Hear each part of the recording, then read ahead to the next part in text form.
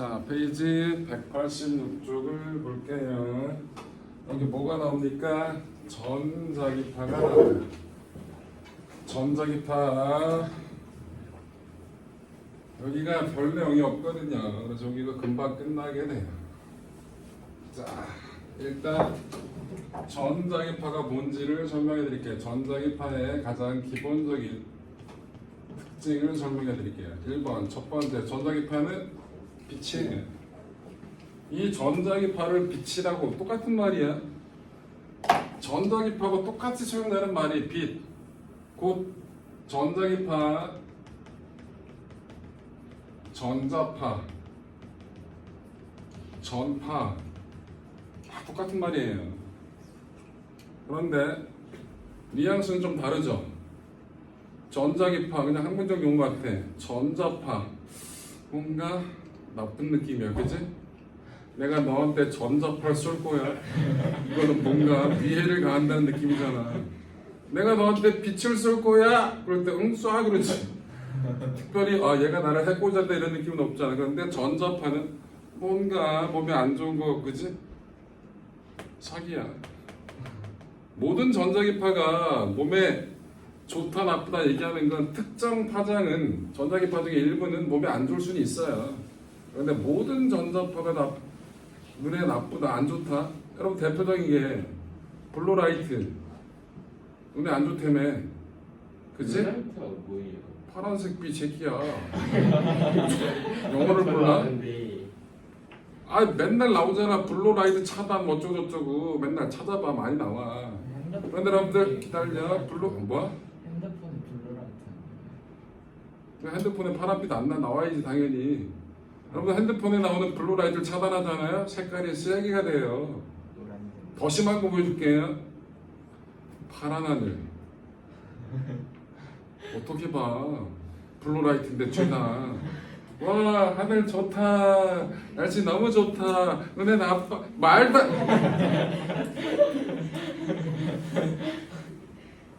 의미 없어요. 심지어 여러분들 초창기 선생님 여러분들 나이 때 컴퓨터 모니터에 다 전자파 차단 보안경이 있었어요. 엄마한테 물어봐. 진짜로 전자파 차단이라고 써 있었어. 그게 제대로 작동하려면 모니터에 나오는 빛을 다 차단해야 돼. 안 보여야 된다고. 뭔 개소리야. 심지어 선인장이 전자파 차단에 좋다고 모니터 앞에 선인장도 놓고 썼어. 진짜 엄마한테 물어봤네. 진짜라니까. 진짜야. 전자파 차단 선인장은 거의 말도 안 되는 똑같은 말이라고. 두 번째, 이 전자기파는 전부 다 횡파예요. 뭐라고요? 횡파라고. 횡파가 뭐더라? 어? 진행 방향하고 매질의 진동 방향이 수직인 거. 이것들이 수직만 나면 좋아해. 착하게 좀 살아. 수직이라고 니들이 얘기하는 요구하는 거 아니고. 이것들은 맨날 어린 것들이 벌써 그런 것만 알고 있어. 법규 아니라고. 그래서 진행 방향과 진동 방향이 수직인 게 횡파잖아요. 그죠? 모든 전자기파는 뭐다? 횡파다. 예외 없어. 모든 전자기파는 횡파라는 거야. 또 전자기파는 속력이 어디서 제일 빠르다고 했어요? 속력이 진공에서 제일 빠르고요. 기체, 액체, 고체로 갈수록 느려진다고 얘기를 했잖아. 맞아? 이 정도는 꼭 기억해야 될 것 중에 하나라고. 전자기파의 종류 여러 가지가 있는데 그 여러 가지 종류는 좀 이따가 여러분들 외워야 될 것만, 암기해야 될 것만 써드릴 테니까 그때 가서 보시고요. 이게 가장 기본적인 전자기파다 라는 거 기억을 하시고요. 전자기파에 어떻게 해서 가는 거냐 선생님 보세요. 여러분들 전기를 띤 입자가 움직여. 그럼 전기장이 형성이 된다고 얘기를 하거든요. 그 움직인다, 전기를 띤 입자가 움직인다 쉽게 얘기하면 전류가 흐른다고 얘기할 수 있어요. 전류가 흐르게 되면 우리 배웠어. 주변에 뭐가 만들어져? 자기장이 만들어져. 근데 이 전류값이 변하면 자기장값도 변하겠지. 자기장이 변하면 또 뭐가 만들어져? 유도 전류가 만들어지는 거지. 이걸 유식한 얘기라면 전기장에 진동하면 그 전기장 진동에 따라서 자기장에 진동하게 돼. 자기장 진동이 일어나면 또 다시 전기장 진동을 만들거든. 그러면서 공간으로 그 진동이 퍼져나가는 현상. 이게 전자기파야. 오, 어렵지? 뭘 오야 오는 시기야. 뭔가 신기했네. 거기 그림 보세요. 그림 보시면 전기장과 자기장이 있는데 이게 입체적인 그림이야. 전기장의 방향이 지금 어떻게 위아래 방향이죠. 자, 자기장 방향 보시면 전기장의 진동폭이 제일 클 때 자기장의 진동폭도 제일 커요. 그죠? 이 전기장과 자기장의 진동 방향이 주어지면 전자기파의 진행 방향을 알아낼 수 있어. 자, 손끝에 오른손. 요 네 손가락을 가지고 전기장 진동 방향을 잡아볼게요. 처음에 나와 있는 그림 보세요. 맨 처음에 나와 있는 그림 보시면 전기장 진동이 어느 쪽이야? 오른쪽이에요? 위쪽. 근데 자기장이 여러분들 어느 쪽? 여러분들 배 쪽을 향한다고. 그래서 이 네 손가락을 여러분 배 쪽으로 감아. 그랬을 때 엄지손가락이 나타나는 방향. 그게 전자기파의 진행 방향이에요. 오케이? 그래서 전자기파 진행 방향은 오른손 갖고 하라고. 이 새끼야. 자, 전기장 진동에서 자기장 진동 쪽으로 손가락을 감아주면 나머지 엄지손가락이 가리키는 게 뭐라고? 전기장의 진행 방향이 된다라는 것. 그렇게 따지는 겁니다. 네, 그럼 전류의 방향은 똑같은 거예요? 뭔 말이지? 이 오른손은 전류 아니에요? 그거 얘기할 때는 이게 자기장 방향이면 이렇게 돌아가면 이게 전기장 방향이 전류 방향이다라고 얘기하는 거잖아. 네. 근데 지금은 전혀 다른 얘기였잖아. 전기장에서 자기장 쪽으로 감싸줬을 때 엄지손가락이 전자기파 진행 방향을 나타낸다. 오케이. 네. 끝. 전자기파 종류. 이게 중요해. 순서대로 외워. 전자기파 종류. 자, 에너지가 제일 많은 것부터 쓸 거예요. 첫 번째, 감마선. 감마선은 무슨 작용을 할까요? 어디 쓸까? 사람 중에 쟤 좀 싸줘라. 어우 진짜. 감마선을 많이 쓰면 세포가 대자예요. 그래서 암세포한테 집중적으로 쏴요. 그걸 뭐라 불러? 항암 치료라고 하죠. 여러분 암 환자들이 방사선 치료 받는다고 얘기하는 건 다 감마선을 집중적으로 암세포에 쬐주는 거예요. 감마선. 안 들려? 감마선이 방사선이에요? 방사선이에요. 그거는 그 암세포를 쓰다가 다른 국가에 있으면 자, 여러분들 암을 치료하는 방법은 단순해요. 방사선 치료를 하든지 아니면 수술을 하죠. 수술할 때 암세포는 하나라도 남기면 안 돼요. 왜? 하나도 남기면 계속해서 그 똑같은 세포를 증식을 하니까. 그러면 네가 얘기한 대로 암세포 옆에 있는 정상적인 세포 있죠. 하나하나 골라서 수술해? 그러면 수술 시간이 몇천 시간 걸릴 거야.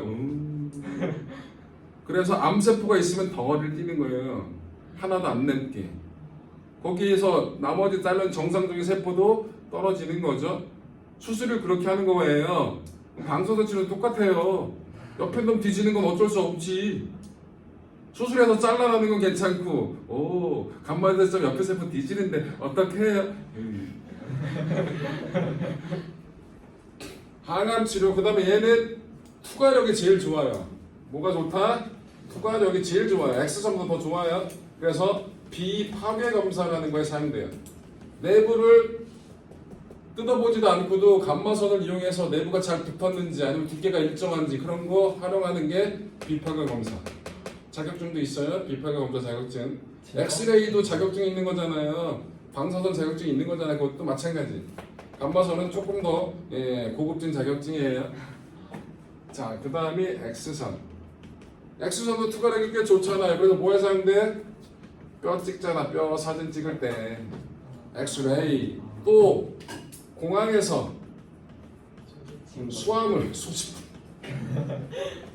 소지품이라 얘기하면 꼭 몸 안에 있는 거 같잖아. 사람 지나다가 엑스선 쫙쫙 쪼면 수화물. 여러분도 짐 붙일 때 사람 말고 여러분도 캐리어 같은 거 큰 것들 붙이잖아요. 그거 지나갈 때 여러분들 이상한 것들 있으면 안 되잖아. 금지 품목 이런 건 다 검사할 때 엑스레이로 다 찍어보는 겁니다. 자, 그다음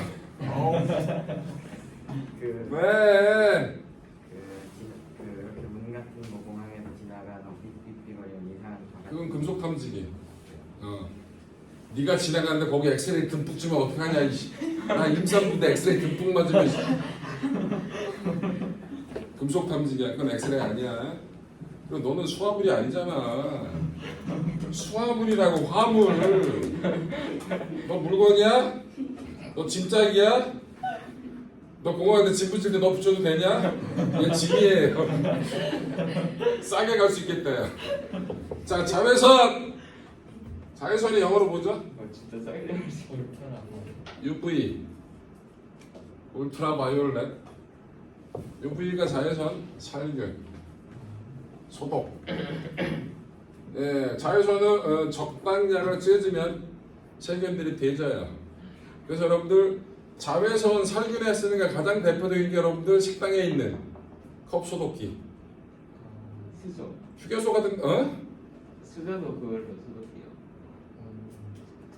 수저는 보통 거기다 집어넣었을 때보다 보통 뜨거운 물에 집어넣고 하는 게 더 훨씬 더 싸, 그래요? 간단하고 수저는 보통 그렇게 소독해. 몰라 요즘은 자외선 살균하는지 모르겠지만 나 때는 다 뜨거운 물로 샤워. 자, 그 다음에 가시광선 순서 기억해야 돼. 눈에 보이는 거겠지. 그 다음에 적외선. 적외선은 어디 사용돼? 이거 위조 집회 이런 거 할 때도 자외선 쓰긴 해야. 적외선 어디 있어? 열 작용이 강해요. 사람 뭐 리모컨이라든지 온도 측정할 때, 체온 측정할 때. 그렇죠. 그쵸. 어떤 거 말하려고 했지? 하지마. 마이크로파. 마이크로파 뭐 하는 거지? 전자 레인지에 사용되는 게 마이크로파잖아. 마이크로파 작동 원리. 전자 레인지 작동 원리. 싸가지고 왜? 물기 떨어질 때물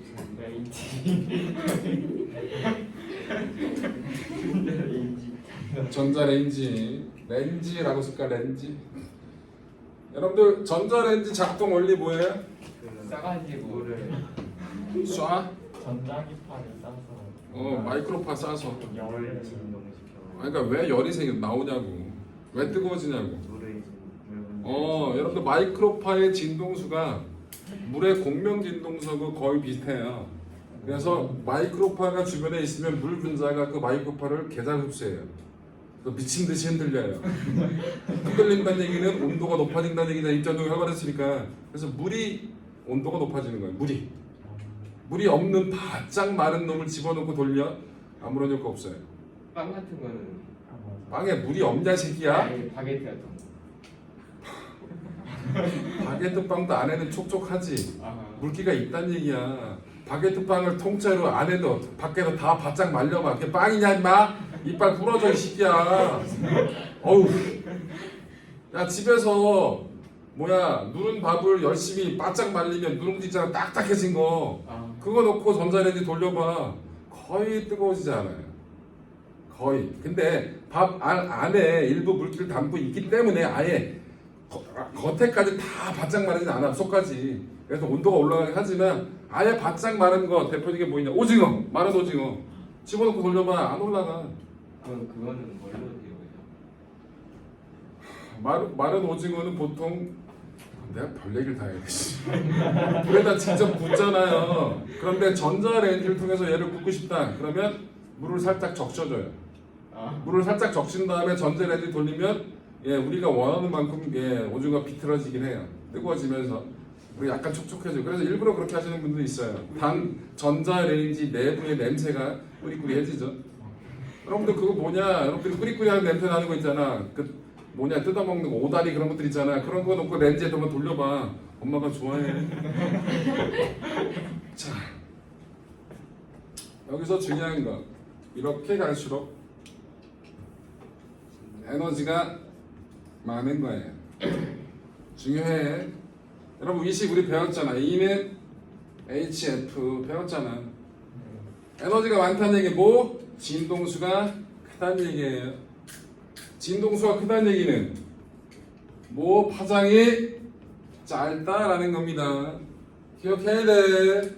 순서 기억해야 돼. 그래서 감마선, X선, 자외선, 가시광선, 적외선, 마이크로파.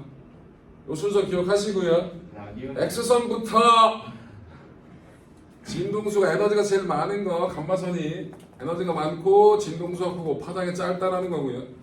네가 얘기하는 라디오파, TV파는 저 밑에 한참 밑에 있어요.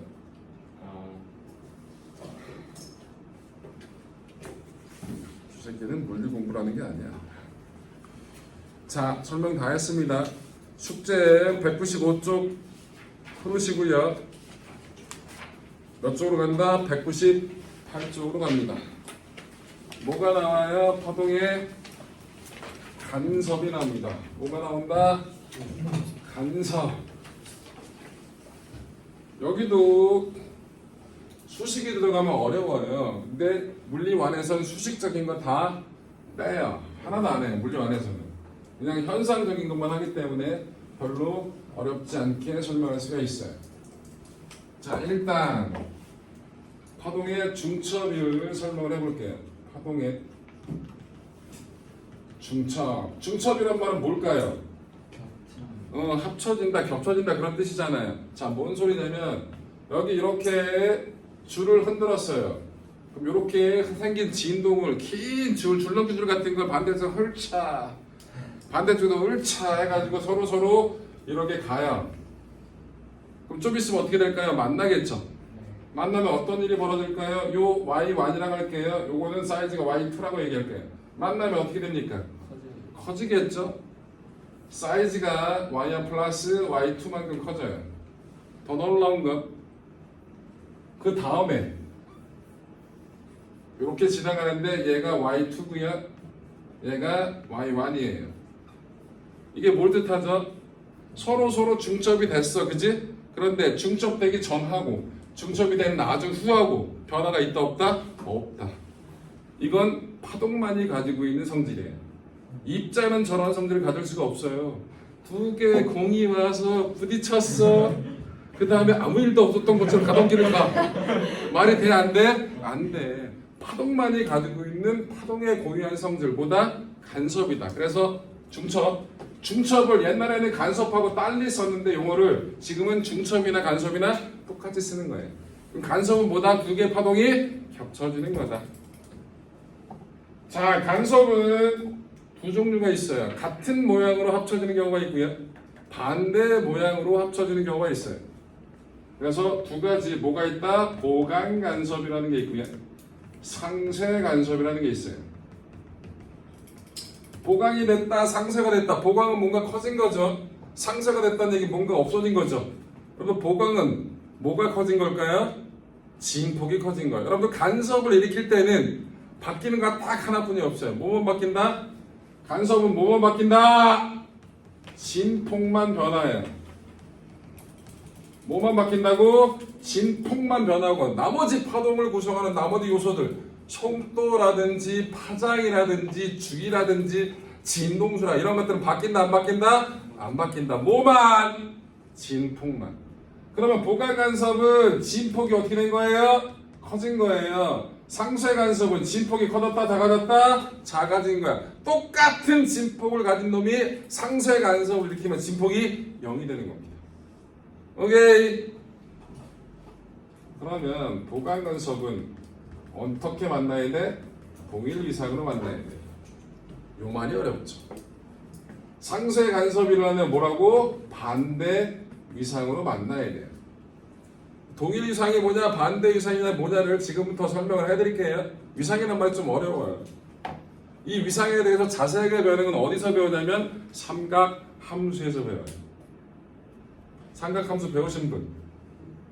쉬워? 할만하냐고? 풀러. 삼각함수식 하나. 그 그래프식이요. 아, 그냥 아무 식이나. Y는 Y는 sin x. 사인제. 끝이야? 이게 사인 함수냐 새끼야? 여기 뒤에 다른 거 하나 안 붙어. 시간에 들은 거 등등. 이거는 Y축의 변이만 따지는 거거든. 아유, 됐다. 여러분들 요 사인 함수를 y 값을 시간에 따라서 x 값 위치에 따라서 y 값이 어떻게 다른지 따지는 거예요. 있어요.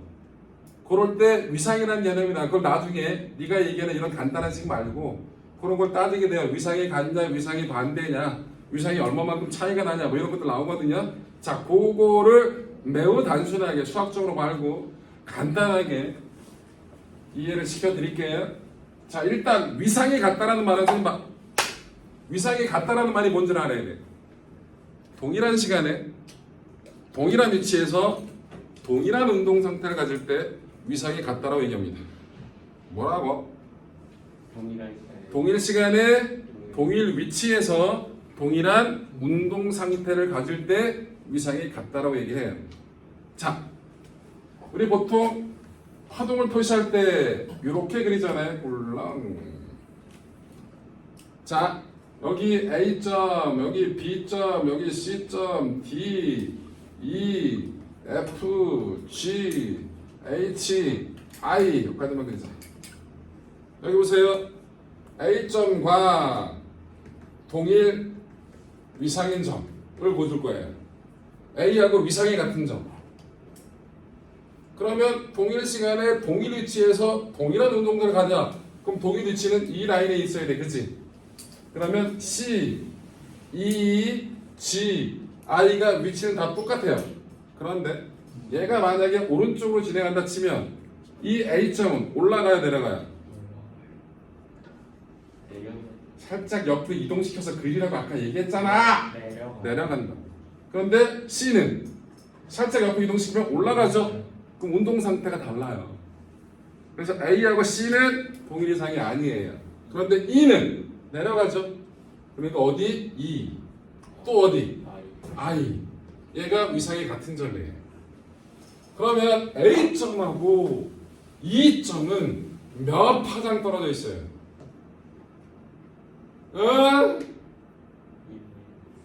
A하고 E는 몇 파장 떨어져 있냐고. 한 파장. A하고 I는 몇 파장? 2파장. 그래서 람다만큼 A 한 점과 람다만큼 또는 2람다만큼 떨어진 점. 그 다음 뭘까? 3람다겠지. 그래서 한 점과 람다의 정수배만큼 떨어져 있는 점들은 위상이 같은 점이야. 오케이. A점과 반대 위상인 점을 찾을 거예요. 이거는 A점 말고 B점 가지고 얘기하는 게 덜 편해. 야, B점과 반대 이상은 어디가? B점과 B점은 마루잖아, 새끼들아. 마루야, 반대 뭐야? 골. 마루하고 골은 얼마 떨어져 있어? 반파장. 여기 또 여기. 그럼 A점 갖고 얘기하면 어디? 여기. 여기. 그러니까 어디야? C, G. 맞아? C하고 A는 얼마만큼 떨어져 있어? 반파장. C하고 G는 얼마만큼 떨어져 있어?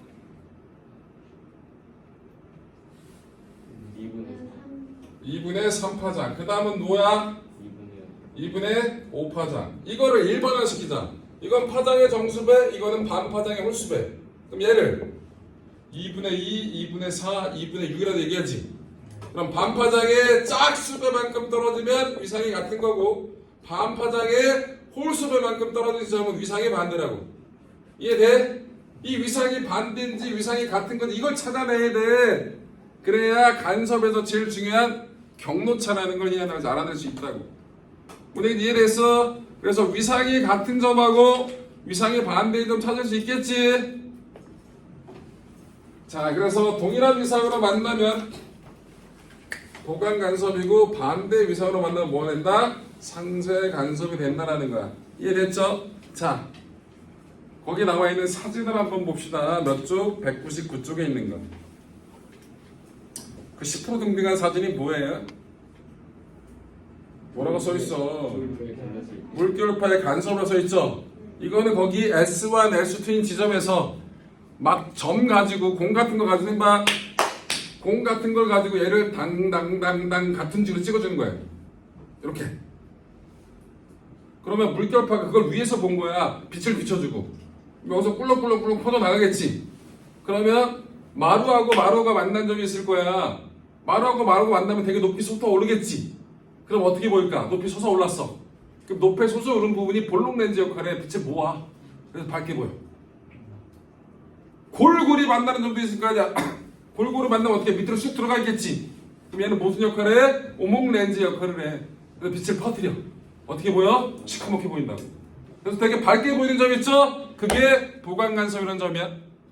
어둡게 보이는 점 있지? 그게 상쇄 간섭이라는 지점이야. 그런데 밝은 것도 아니고 어두운 것도 아닌 게 보이는 게 있어. 희미한 거. 거기 점선으로 표시된 부분이 있거든요. 이게 희미하게 보이는 거야. 이거는 원래 수면의 높이야. 원래 수면의 높이가 됐다는 얘기는 뭐하고 뭐가 만났다? 마루랑 골이 만난 거라고. 그래서 희미하게 보이는 거라고. 이해됐어? 그래서 그 물결파의 간섭에서 내가 이거 그림을 그리면 좋겠지만 그림을 그리려면 너무 오래 걸려. 그래서 안 그려. 전에 수업할 때 많이 그렸었는데 그림 그리는데 10분이야. 애들이 10분 동안 개 떠들어. 그래서 안 해. 사진 보게. 자, 물결파의 간섭에서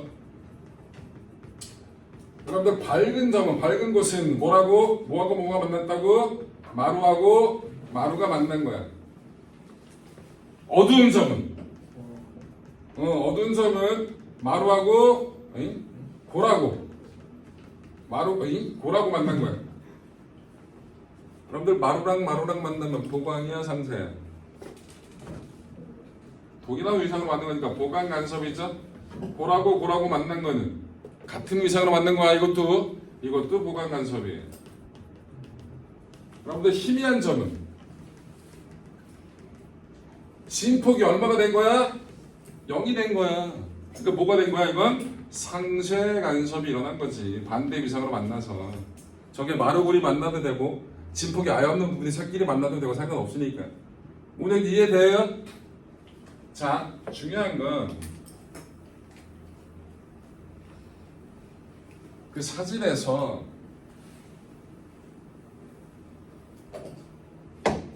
사진에 보시면 여기 S1이라고 있고요. 여기 S2라고 있어요. 그죠? 보통 이걸 S1, S2를 보통 이렇게 가로로 놓는데 여기 이 사진에 세로로 와가지고 짜증나게. 자, 여기 보시면 이 선하고 요 S1과 S2 사이에 중점 잡을 수 있죠? 얘랑 수직하게 선을 하나 쓸 거예요. 그럼 이게 뭐가 되죠? 이 선이 수직 2등분선이 되는 거예요. 맞아요? S1과 S2 사이의 거리를 반으로 잘랐다고. 수직으로. 수직 2등분선이죠. 자, 그럼 여기 봐봐. 여기서부터 여기까지 거리나 이미에서 아무거나 집어. 여기서까지 거리는 당연히 어때요? 똑같죠? 그럼 무슨 일이 벌어지냐? 자, 봐. 여기서 출발해서 여기까지 간 거리하고 여기서부터 출발해서 여기까지 거리가 똑같아. 근데 S1하고 S2에서 동일한 모양의 파동이 만들어지기 시작하잖아? 그럼 똑같이 출발해서 똑같은 거리를 갔어. 그럼 당연히 모양이 어때? 같아. 그래서 이 라인은 다 동일 이상이야. 만나는 점이. 근데 이 라인은 전부 다 뭐가 나온다고? 보강 간섭이라 한다. 그래서 수직 이등분선상을 보면 밝고 어둡고 희미하고요. 밝고 어둡고가 계속 반복된단 말이야. 밝고 어둡고 맞아? 그 밝은 건 마루마루 맞는 거고 어두운 건 골고루 맞는 거야. 그래서 이 부분 가운데 수직이 든 건 다 뭐가 일어난다? 보강 간섭이란다. 오케이? 중요한 건 경로차라는 걸 알아야 돼. 뭘 알아야 된다? 경로차. 경로차는 델타라고 쓰는데 말 그대로 경로의 차이예요. 여기서부터 여기까지 온 거리와 여기서부터 여기까지 온 거리의 차이라고. 가운데 있는 이 수직 이등분선상은 경로차가 얼마? 여기는 0이죠? 여기서부터 여기까지 온 거리하고 여기서 여기까지 온 거리가 똑같으니까 경로차가 얼마라고? 0이라고. 자, 그런데 사진 봐. 이 수직 이등분선 바로 옆에 마디선이라고 점선 하나 보이지? 마디선이라고 점선 보여 안 보여? 보이지? 그 마디선은 전부 다 희미한 거야. 뭐라고? 희미한 거야. 희미하다는 얘기는 무슨 간섭이 일어난 거야? 상쇄 간섭이 일어났다고. 자, 이렇게 나와 있는데요. 이게 마디선인데 다 여긴 뭐라고? 희미하다고. 희미한 점이에요. 그러니까 무슨 간섭이 일어난 거라고? 상쇄 간섭이 일어난 거지. 그런데 여기는 경로차가 얼마인지 확인해야 돼. 자, 그런데 중요한 건 선생님 봐봐. 여기가 경로차가 0이었죠. 수직이 등분 상이. 그럼 여기서 멀어지면 멀어질수록 당연히 경로차는 커져 작아져. 커질 수밖에 없지. 그럼 수직 이등분에서 제일 가까이 있는 마디선이거든. 그럼 여기는 경로차가 얼마다? 2분의 1 람다이죠. 뭐라고? 2분의 1 람다. 그 옆에 또 마디선이 있을 거야. 그럼 또 얼마야? 경로차가 2분의 3 람다가 되는 거지. 맞아. 그 정도만 대충 그 정도만. 저렇게 자세히까지 시험에 나오진 않지만 그 정도만 알면 돼요. 물안에서는. 자, 한 장 넘기면 200쪽을 보시면 뭐가 나온다? 여러분들이 이제 아는 게 나와요. 물결바의 간섭 따위 본 적도 없잖아. 알고 싶지도 않고. 한 장 더 넘기면 뭐가 나온다? 소리의 간섭이 나옵니다. 여기서 여러분들이 아는 거. 요즘 이어폰 개 비싸요. 그죠? 야, 아이폰에 나오는 그 이어폰들 뭐 있어? 아이팟도 비싸고 헤드셋도 요즘 나온 거 있잖아요. 그지? 그 뭐라 그러지 그거? 아이맥스라 그러나? 뭐라 그러냐 그거? 헤드셋 있잖아. 아이폰 그거 나온 거 몰라? 사달라 그래. 네. 75만 원이야. 여러분 요즘 지하철 타고 다니면 개 많아요. 날도 더워 죽겠는데 이딴 거 하는 거 쓰고 있어. 헤드셋 쓰고 있다니까. 아이폰에서 나온 거 그거 개 많이 쓰고 있다고. 나 75만 원짜리 쓰고 다니면 이러고 자랑질하고 다니는 거야. 땀나 죽겠는데. 원래 근데 얘네들이 왜 비싸냐? 여러분 노이즈 캔슬링 들어봤죠? 노이즈 캔슬링이 뭐예요? 잡음 없애는 잡음 없애주는 거죠. 그 기술이 뭐야? 아직 알려드릴게요. 자, 이 노이즈 캔슬링 기술은 일단 뭐가 있어야 되냐면 그 헤드셋에 아니면 이어폰에 마이크 기능이 있어요. 그래서 외부에서 나오는 소음을 그 마이크를 가지고 받아들여요. 그럼 소음을 분석하죠. 그래서 그 소음하고 소음의 모양하고 반대되는 모양의 소음을 또 만들어요. 그럼 외부 소음하고 반대되는 게 싹 겹쳤네. 상세 간섭 안 들림. 이게 노이즈 캔슬링이에요. 그게 들어가서 비싼 거라고. 이게 어디서부터 이용됐냐? 비행기. 원래 개 시끄럽거든요. 비행기는 엔진 소음 등등 여러 가지 때문에 노이즈 캔슬링 기능이 옛날부터 외부 소음 분석해가지고 반대 위상을 만들어내. 조용하잖아. 근데 저가 항공은 그런 거 안 해요. 시끄러. 저가 항공 타면 시끄러. 노이즈 캔슬링 안 해. 여러분들 자동차도 그 기술이 있어요. 자동차 실내에서 바깥 소리 잘 안 들리잖아요. 문 닫아서 안 들려.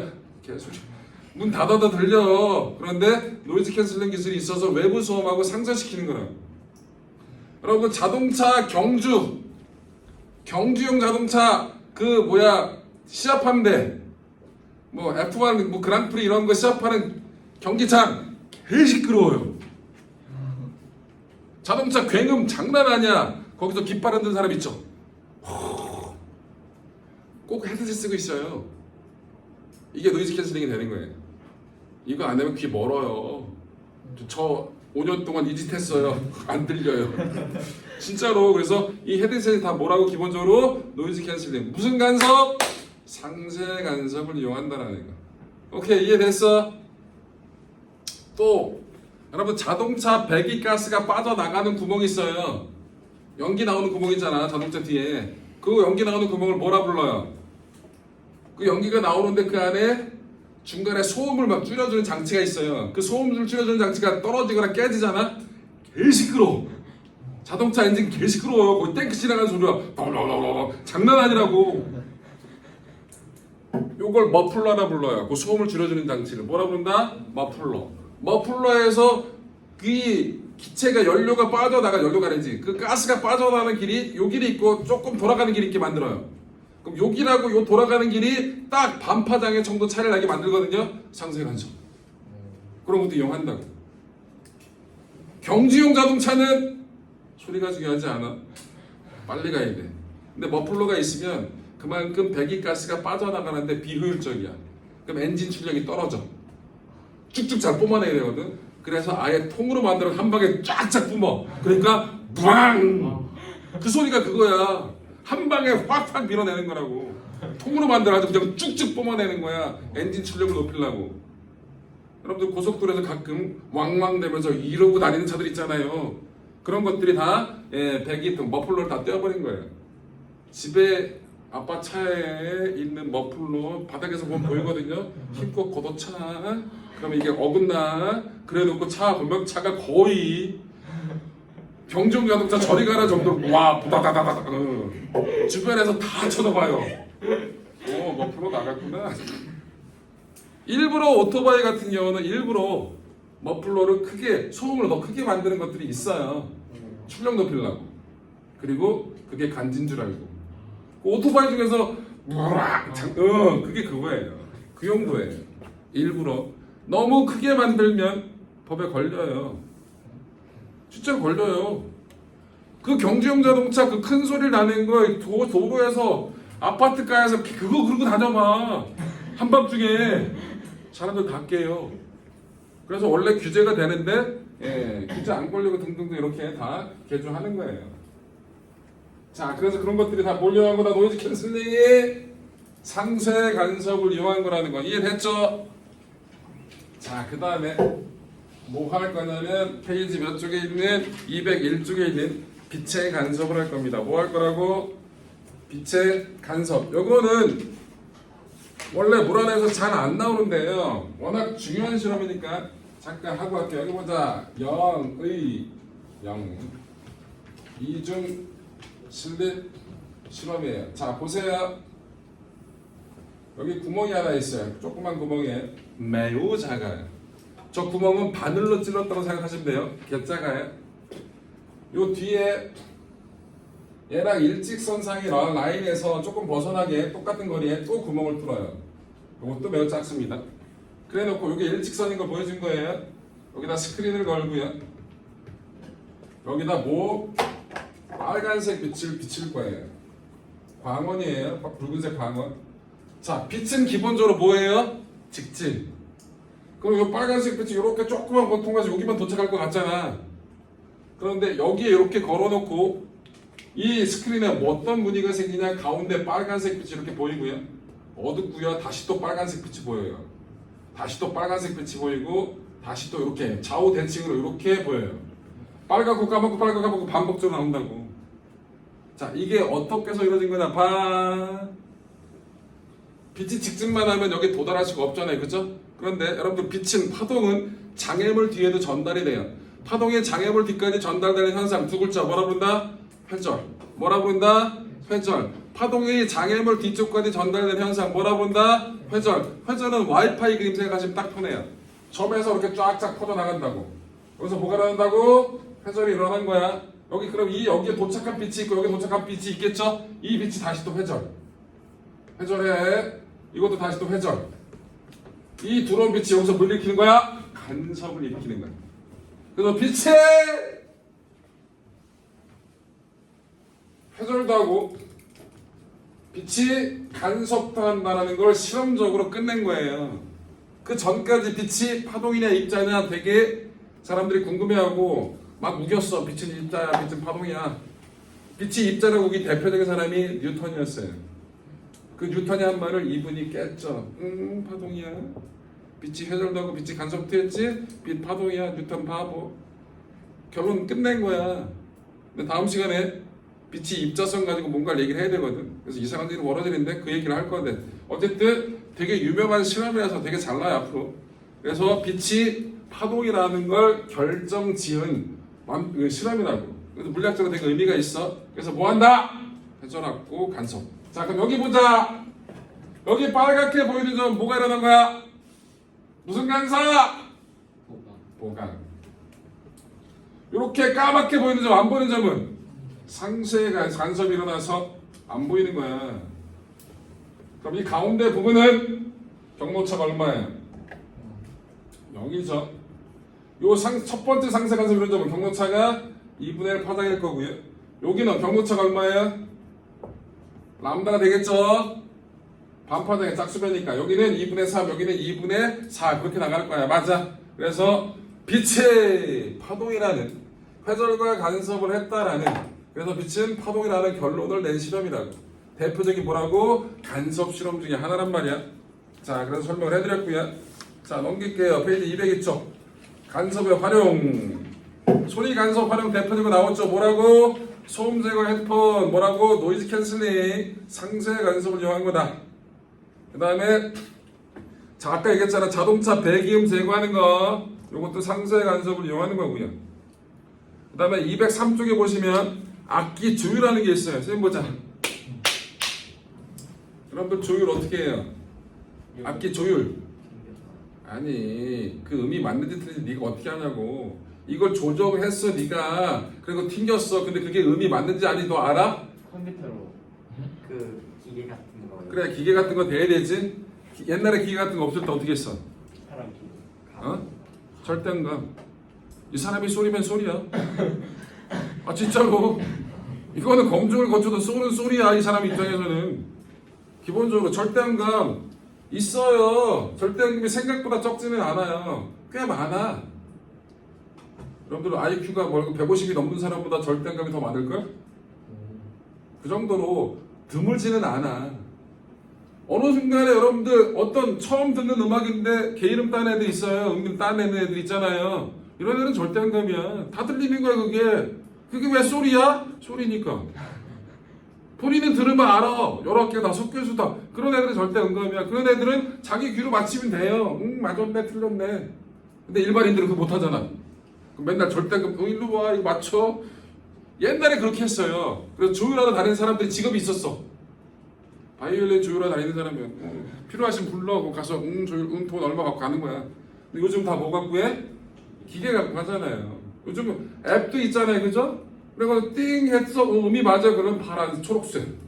틀렸어, 빨간색. 많이 틀릴수록 더 시뻘개지잖아, 그지? 그렇게 해서 한다고. 이 원리가 뭐냐고. 기계의 원리가. 이게 간섭이에요. 음이 딱 맞아. 그럼 그 기계에서 나오는 제대로 된 음하고 그 음이 딱 완벽하게 일치하잖아. 그럼 완벽하게 뭐가 된다고? 보강 간섭 또는 상세 간섭이 만들어진다고. 근데 조금만 어긋나잖아. 그럼 어떻게 된다? 완벽하게 상세 간섭 보강 간섭이 안 일어난다고. 조금은 뭐가 된다고? 맥놀이파라고 조금 이상한 파동이 진동수가 다시 또 만들어지거든요. 그걸 없애버리게 만드는 거라고. 그게 조율하는 방법이야. 조율도 상세 간섭, 간섭을 이용한다라는 거. 자, 204쪽을 보러 갈게요. 204쪽. 간섭의 활용. 얇은 막의 간섭. 선생님 보자. 그럼 여기 유리 있네요. 저 유리창에 내가 얼굴에 나온 기름을 적지 묻혀서 쓱 문댔어요. 여러분들 집에 있는 거울에 한번 해. 그럼 옆에서 보면 야 무지개다. 무지개빛 나와요. 여러분 손에 기름기 끈적끈적한 거 가지고 쓱 거울에 문대라고. 그래서 옆에서 쓱 보게 되면 무지개빛이 보인다고. 이게 얇은 막에 의한 간섭이에요. 여러분들 또 비눗방울. 애들이 비눗방울 왜 좋아해? 날라다녀서 좋아하는 것도 있어. 그런데 흐린 날 비눗방울하고 맑은 날 비눗방울하고는 천지 차이야. 흐린 날 비눗방울 해봐. 그냥 시끌시끌하게 날아다녀. 근데 맑은 날, 해 맑은 날 하면 뭐야? 무지개빛 나오지. 알록달록하게 막 날아다니잖아, 그지? 그거 좋아하는 거야. 해 떨어지고 나서 해봐 이거. 비눗방울 해 떨어지고 난 다음에 해보라고. 한 번 감흥이 없어. 왜 알록달록한 느낌이 하나도 없으니까. 왜 이게 왜 알록달록해? 그 막에서 어떤 일이 벌어지냐면 여기 봐봐. 이게 여러분들 비눗방울이다 그러면 비눗방울은 얇지만 막이 있을 거 아니에요. 겉에서 반사된 게 있고 속까지 들어갔다가 반사된 게 있어. 그럼 요 두 개, 겉에서 반사된 놈하고 속까지 들어갔다 반사된 놈이 있지. 요 두 개 빛이 간섭을 일으키는 거야. 각도에 따라서 이 비눗방울 두께에 따라서 보강 간섭이 되는 파장이 있고 상세 간섭이 되는 파장이 있어. 그럼 보강 간섭이 되는 빛은 보이는 거고 상세 간섭이 되는 빛은 안 보이는 거야. 그래서 색깔이 여러 가지로 알록달록해지는 거라고. 보이는 각도에 따라서. 여러분들 물이 있는데 거기다 기름 하나 떨어뜨려봐. 기름. 식용유 이런 거 말고 석유 이런 것들. 그럼 기름 떨어지면 거기에 뭐? 무지갯빛 나온다고. 이런 것들 다. 그 다음에 요즘 선글라스. 핑크색 선글라스 있죠? 선글라스 딱 쓰면 선글라스 알 자체가 핑크색이고 빨간색이고 파란색 이런 것도 보이잖아. 실제로 걔는 파란색으로 입혀놓은 게 아니에요. 근데 왜 파랗게 보여? 파란색 빛만이 보강 간섭이라는 게 얇은 막의 두께를 조절해 준 거예요. 핑크색은 핑크색이 보이게끔 얇은 막을 조절해 준 거라고. 여러분 안경 쓴 사람들 있죠? 초창기 안경 쓴 사람들은 햇빛 아래서 그 사람 보잖아. 걔 눈부셨어. 왜 안경에서 개반 싼단 말이야. 그러면 안경 쓴 사람들이 안 쓴 사람 입장에서 안경 쓴 사람 보잖아. 기분 나빠. 아 눈부셔. 아 짜증 난다고. 그래서 안경에는 반사 방지막이 얇게 코팅돼 있어요. 이 반사 방지막에 의해서 어떻게 됩니까? 대부분의 빛을 뭐 한다고? 상세 간섭을 일으켜. 그래서 상대방이 눈부시는 걸 막아준다고. 이런 게 다 뭐라고? 얇은 막에 의한 간섭이라고. 자, 공작. 뭔지 알지? 공작새. 꼬리를 쫙 피면 무늬가 예쁘게 나오죠. 이 공작을 가져다가 빡빡빡빡 그 꼬리 쪽에 있는 깃털을 닦아. 깨끗하게 해준다고. 그래 놓고 색깔 안 나와. 공작 기름 개 많아요. 그 기름이 깃털에 묻어 있어가지고 기름 표면에서 반사되는 거랑 그 깃털 안에까지 들어갔다가 반사되는 거랑 기름 막 통과하고 나서 그 두 개가 간섭을 일으켜서 그런 모양이 나오는 거라고. 전복 껍데기 옆에서 보면 막 무지갯빛 나오지? 똑같아. 다 얇은 막에 의한 간섭이야. 여러분들 나비 거기 나와 있어 사진에 와 파란색을 띠는 모로포? 이름이 왜 있다 야 모로포 나비 얘 시커먼죽죽한데도 안 파래요. 이것도 간섭을 일으킨 거예요. 간섭을 일으켜서 파란색이 보이게끔 된 거라고. 뭔 얘기인지 이해됐죠? 여러분들 CD 이런 거는 거의 안 보지 요즘은. CD를 거의 쓰지도 않으니까. 그래서 얇은 막에 의한 간섭이 되게 활용도가 많다라는 거. 다 그런 것들이 뭐라고? 간섭을 이용한다라는 거. 이해됐죠? 다 했네요. 페이지 몇 쪽? 봐봐 널널하게 끝났잖아. 212쪽 13쪽 숙제예요. 212, 213 숙제야. 5분 남았으니까 숙제하셔야 짐 싸지 말고.